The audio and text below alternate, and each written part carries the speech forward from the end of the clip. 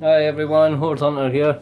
Welcome back. Today I'm going to take a look at the shovel spade that I use while metal detecting.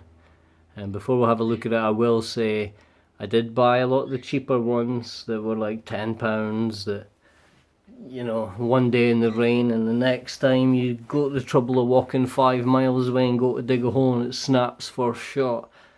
Just didn't entertain me anymore, so a lot of the times my tools were rusting in my bags just because they had old extra mud left on the blades, things like that. So I thought, time for an upgrade. Now everything I have has to fit inside the big backpack that I have. My detector fully built up but extended down as small as it can get. I need to fit my little, I got a hip pouch that carries my digging tool, my probe, my fines, my gloves. That has to fit in the bag as well. I carry a tripod in one pocket. I need a lot of stuff, and everything fits into this really big backpack, mega liters. So I'm looking at some of the shovels, and a lot of the shovels and spades in the shops like B&Q, like Home Depot type places, the spades were far too big. Like just no space. It would go in my bag, but the lid of the backpack wouldn't come over. I'd no longer be able to protect everything in the bag from like rain and stuff. So I opted to go online and get myself one of these people that make them themselves. They manufacture all sorts of things and they do it with proper grade metal. This one here is 3mm steel. Oh. 3mm steel. It's thick, it's got a bend in the middle, it gives it its little V blade,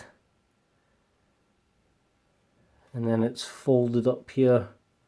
It gives super wide foot pegs. I've even seen people have an add-on foot pegs in here. You can drill a hole and have big rubber things, but trust me, these don't eat at your boots. Plenty of space on there. Now the pole comes down inside here and is welded all around the side of the pole. On the back side you can see the weld line, and then this casing, this triangular casing gets put on. It's fully TIG welded all the way around every side. Sorry, still dirty from me using it. Give it a quick wipe. But yeah, you can see the penetration come through. You can tell that's a good join. Absolutely solid tool. Laser cut teeth holes here. Vicious. Absolutely vicious. You have the roots running, screaming for help. Again, didn't come like super sharp, but with all the digging, it's getting that way.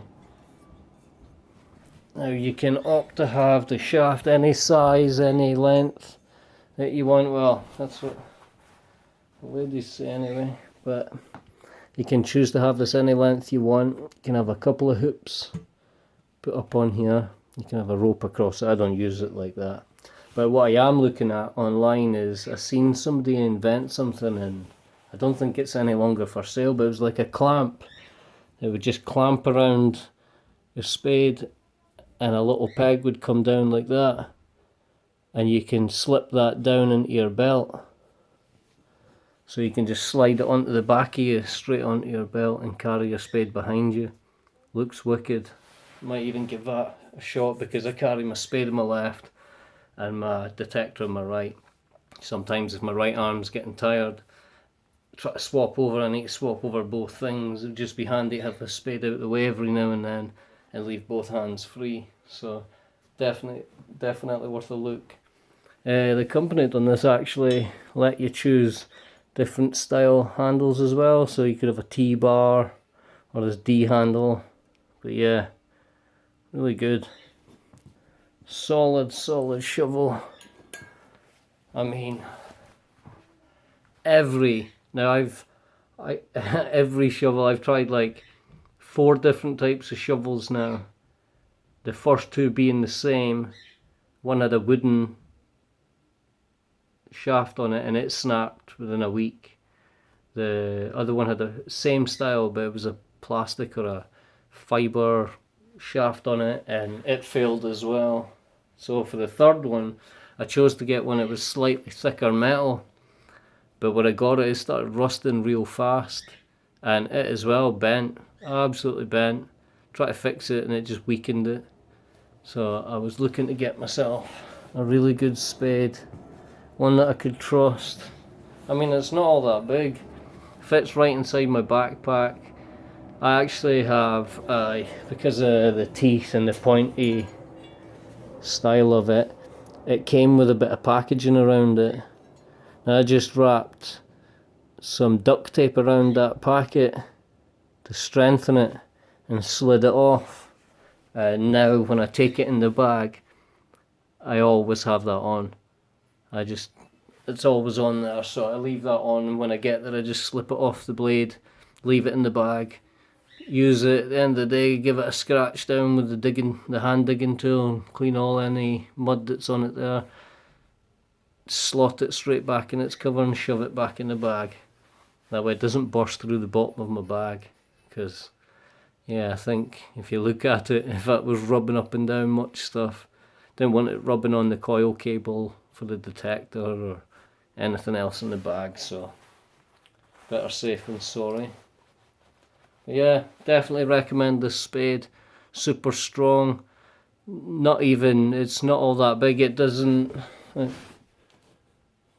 about the size of my hand.